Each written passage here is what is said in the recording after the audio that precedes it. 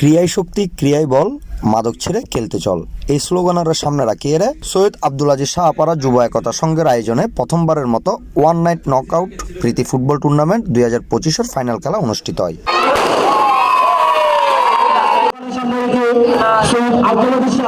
ডিসেম্বরের 27 তারিখ শনিবার নগরের বলিরহাট ওয়াজিয়া পাড়ার একখান মাঠত এই টুর্নামেন্ট অনুষ্ঠিত হয়।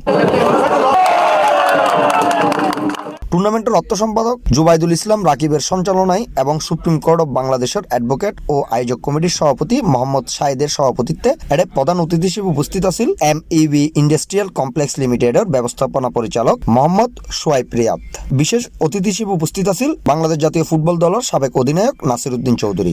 আপনারা আগামী দিনের ভবিষ্যৎ চাই, আমরা চাইবো সব সময় আপনারা যে কোনো একটা সময় করে হলেও মাঠে আসবেন, যে কোনো স্পোর্টস আপনারা খেলতে থাকবেন। এবং আমি আমার পক্ষ থেকে, যেহেতু আমি স্পোর্টসের মানুষ, আমি সবসময় আমি 18 নম্বরে ভোটার হয়েছি এবং আমি আপনাদের পাশে সবসময় থাকবো।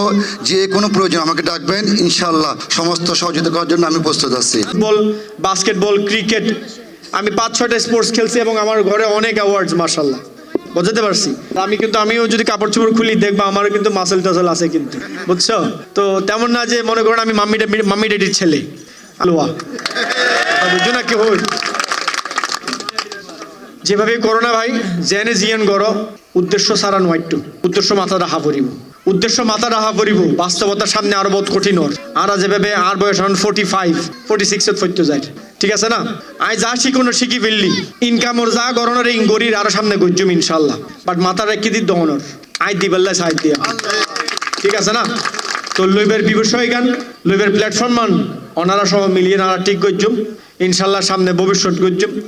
উক্ত টুর্নামেন্টত 8টা দল অংশগ্রহণ করে এবং ফাইনাল খেলাত শহীদ জিয়া স্মৃতি সংসদ 1-0 গোলে ইলিয়াস একাদশরে পরাজিত করিয়ে চ্যাম্পিয়ন হয়। এ সময় এডার উপস্থিত আছিল হীরা, তুষার, রোকন, আসিফ, জুনায়েদ, রাহিম, বাপ্পি, রিয়াদ সহ আরো বোধকে। C+ TV, Chittagong.